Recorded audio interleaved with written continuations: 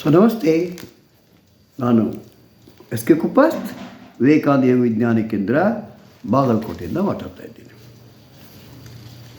ನಮ್ಮ ಜೀವನದಲ್ಲಿ ಸಾಕಷ್ಟು ಅಫರ್ಮೇಷನ್ಸ್ಗಳಿದೆ.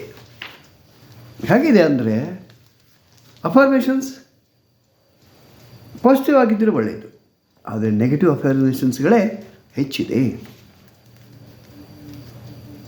ಅದರಲ್ಲಿ ಕೆಲವು ಉದಾಹರಣೆಗಳು. ಎಂಥ ಉದಾಹರಣೆಗಳು? ಅತ್ತೆ ಮನೆಗೆ ಬೆಳಗ್ಗೆನೇ ಬರ್ತೀನಿ ಅಂತಂದಿದ್ದೆ, ಈಗ ಹೋಗ್ತಾ ಇದ್ದೀನಿ ಅಂದರೆ ಅರ್ಥ ಏನಂತಾರೆ ಏನೋ ಅಂತ.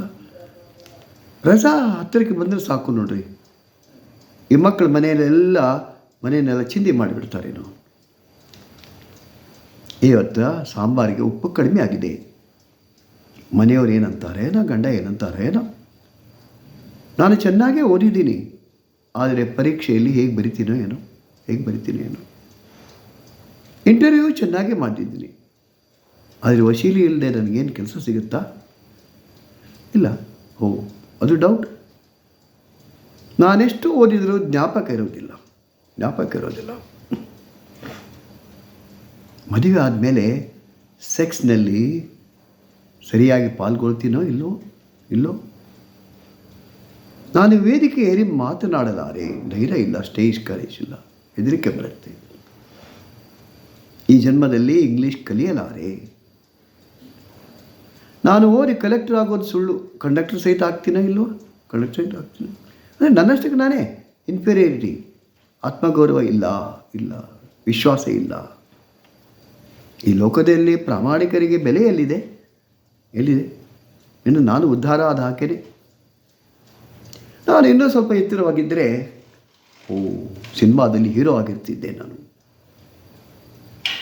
ನನಗೆ ಹೃದಯ ತೊಂದರೆ ಇದೆ ಅನಿಸುತ್ತೆ. ಎಲ್ಲಿ ಸಾವು ಬೇಗ ಬಂದುಬಿಡುತ್ತೋ ಏನೋ.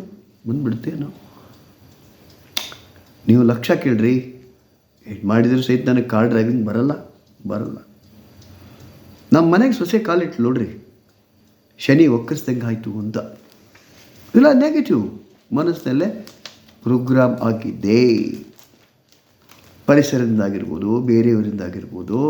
ಸೊ ನನ್ನ ಬಗ್ಗೆ ಇರ್ತಕ್ಕಂಥ ನನ್ನದೇ ಒಂದು ಕೀಳರಿಮೆ ಇರ್ಬೋದು, ಅದರ ಮುಖಾಂತರ.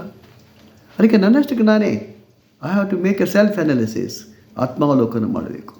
ಈ ಭಾವನೆ ಸರಿ ಇದೆ, ನನ್ನಲ್ಲಿ ಆ ಪ್ರತಿಭೆ ಇಲ್ವೇ? ಇಂಗ್ಲೀಷ್ ಕಲಿಯಲು ಇಡೀ ಜೀವಮಾನ ಬೇಗ ಸಾಕಾಗೋದಿಲ್ವೇ? ನಾನೇಕೆ ವೇದಿಕೆ ಏರಿ ಮಾತನಾಡಲಾರೆ? ಸರಿಯಾಗಿ ವ್ಯಾಪಾರ ಮಾಡಿದರೆ ಅದಕ್ಕೆ ನಷ್ಟ ಆಗಬೇಕಾ? ಚೆನ್ನಾಗಿ ಓದಿದರೆ ಅದು ನೆನಪಿದ್ದೇ ಇರುತ್ತೆ. ಯಾಕೆ ಫೇಲ್ ಆಗಬೇಕು? ಇಡೀ ವರ್ಷ ಅನ್ಗಟ್ಲೆ ನಾನು ಓದಲಾರ್ದೇನೆ ಪರೀಕ್ಷೆ ಸಮಯ ಬಂದಾಗ ಓದಿದರೆ ಗಡಬಡಾಗುತ್ತೆ. ಓದಿ ಬರಹ ಬರಲಾರ್ದವರು ಡ್ರೈವಿಂಗ್ ಕಲಿತಿದ್ದಾರೆ, ಡ್ರೈವಿಂಗ್ ಮಾಡ್ತಾರೆ. ನನಗೆ ಯಾಕೆ ಬರಲ್ಲ? ಕುಳ್ಳರೂ ಸಹಿತ ಈ ಎಲ್ಲ ಕ್ಷೇತ್ರಗಳಲ್ಲಿ ಉತ್ತಮ ಸಾಧನೆ ಮಾಡಿದ್ದಾರೆ. ನನಗೆ ಎತ್ತರನೇ ಇರಬೇಕು ಅಂತ ಎಲ್ಲಿದೆ? ಎಷ್ಟೋ ಜನ ಗಿಡ್ರಿದ್ದವರು ದೊಡ್ಡ ಸಾಧನೆಗಳನ್ನು ಮಾಡಿದ್ದಾರೆ. ದೇಹಕ್ಕೆ ಬದುಕಾಲೆ ಬಂದೇ ಬರುತ್ತೆ. ಯಾವುದೋ ಕಾರಣಕ್ಕೆ, ಗ್ಯಾಸ್ಟ್ರಿಕ್ಕೋ ಮತ್ತೊಂದು ಕಾರಣಕ್ಕೋ ಸ್ವಲ್ಪ ನೋವು ಬರ್ಬೋದು. ಅದಕ್ಕೆ ಅಯ್ಯೋ ನನಗೆ ಹೃದಯ ತೊಂದರೆ ಇದೆ, ನಾನೆಲ್ಲಿ ನನಗೆ ಸಾವು ಬಂದುಬಿಡುತ್ತೋ ಏನೋ. ಮೊದಲಷ್ಟು ನೀವೇ ಯಾಕೆ ವಿಚಾರ ಮಾಡ್ತೀರಿ? ತಲೆಯೊಳಗೆ ಯಾಕೆ ಬರಬೇಕದು? ಎಲ್ಲದಕ್ಕೂ ನಾನೇ ಯಾಕೆ ಭಯ ಪಡಬೇಕು? ಅದಕ್ಕೆ ಸೆಲ್ಫ್ ಅನಾಲಿಸಿಸ್ ಆಗಬೇಕು. ಆ ಭಾಗದಲ್ಲಿ ಧನಾತ್ಮಕ ವಿಚಾರಗಳನ್ನು ನಮಗೆ ಹಾಕಬೇಕಾಗುತ್ತೆ. ದಿವಸ ಇದು ಮಂತ್ರ ಇದ್ದ ಹಾಗೆ, ಅದು ಎಮಿಲಿ ಕೋವಿ ಅಂತ ಹೇಳ್ತೀವಿ ನಾವು. ಸೊ ಆ ವ್ಯಕ್ತಿ ಕೊಟ್ಟಂಥ ಕೆಲವು ಸೂಚನೆಗಳು, ಅದೇ ಥರ ಇರ್ತಕ್ಕಂಥ ಕೆಲವು ಅಫರ್ಮೇಷನ್ಸ್ಗಳು.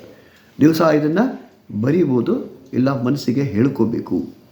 ನಾನು ನೆಮ್ಮದಿಯಲ್ಲಿದ್ದೇನೆ, ನನ್ನಲ್ಲಿ ದೋಷಗಳಿದ್ದರೂ ನನ್ನನ್ನು ನಾನು ಪ್ರೇಮಿಸುತ್ತೇನೆ. I love myself. ನನ್ನ ಜೀವನದ ಯಜಮಾನ ನಾನೇ, ನನ್ನನ್ನು ನಾನು ತಿದ್ದಿಕೊಳ್ಳಬಲ್ಲೆ. ನನ್ನ ಲೋಪದೋಷಗಳಿಗೆ ಬೇರೆ ಯಾರೂ ಕಾರಣರಲ್ಲ. ನನ್ನ ಸಮಸ್ಯೆಗಳಿಗೆ, ನನ್ನ ಲೋಪದೋಷಗಳಿಗೆ ನಾನೇ ಕಾರಣ.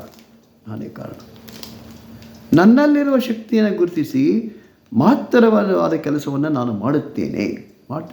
ದೊಡ್ಡ ಸಾಧನೆ ಮಾಡ್ತೀನಿ.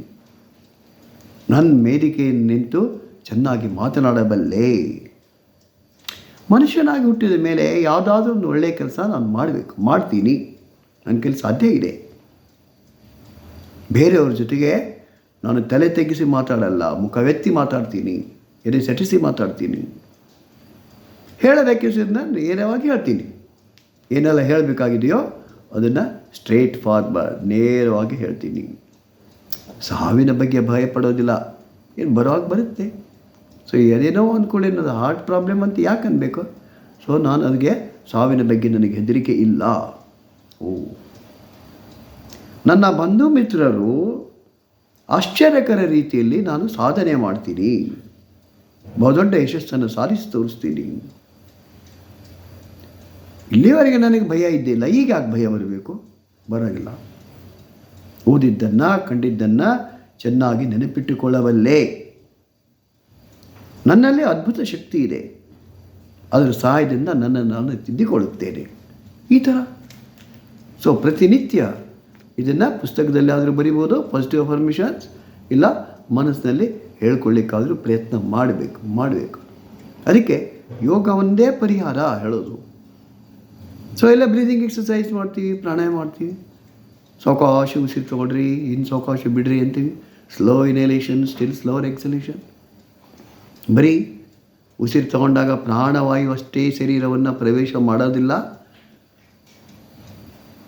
ಬ್ರಹ್ಮಾಂಡದಲ್ಲಿರ್ತಕ್ಕಂಥ ಜೀವ, ಶಕ್ತಿ, ಚೈತನ್ಯ ನಮ್ಮ ಶರೀರವನ್ನು ಪ್ರವೇಶ ಮಾಡುತ್ತೆ. ಅದ್ರ ಜೊತೆಗೆ ನಮ್ಮಲ್ಲಿರ್ತಕ್ಕಂಥ ಋಣಾತ್ಮಕ ವಿಚಾರಗಳು ಹೊರಗಡೆ ಹೋಗುತ್ತೆ. ಯಾವಾಗ ಉಸಿರು ಹೊರಗೆ ಹಾಕ್ತೀವಿ ಆವಾಗ ನಮ್ಮಲ್ಲಿ ಅಶುದ್ಧತೆ ಹೊರಗೆ ಹೋಗುತ್ತೆ, ಜಡತ್ವ ಹೊರಗೆ ಹೋಗುತ್ತೆ, ಋಣಾತ್ಮಕ ವಿಚಾರಗಳು ಹೊರಗಡೆ ಹೋಗುತ್ತೆ. ಹಾಗೆ ಸೊ ವ್ಯಕ್ತಿಯನ್ನು ತಿದ್ದುಕೊಳ್ಳಿಕ್ಕೆ ಯೋಗ ಇದೊಂದು ಪರಿಹಾರ. ಪ್ರಾಣಾಯಾಮ, ಬ್ರೀದಿಂಗ್ ಎಕ್ಸಸೈಸು, ಧ್ಯಾನದ ಮುಖಾಂತರ ನಮ್ಮನ್ನು ನಾವು ತಿದ್ದುಕೊಳ್ಳಿಕ್ಕೆ ಸಾಧ್ಯ ಇದೆ. ಬನ್ನಿ ನಮ್ಮ ವಿವೇಕಾನಂದ ಯೋಗ ವಿಜ್ಞಾನ ಕೇಂದ್ರದ ನಿರಂತರ ಯೋಗ ವರ್ಗಗಳಲ್ಲಿ ಭಾಗವಹಿಸಿ.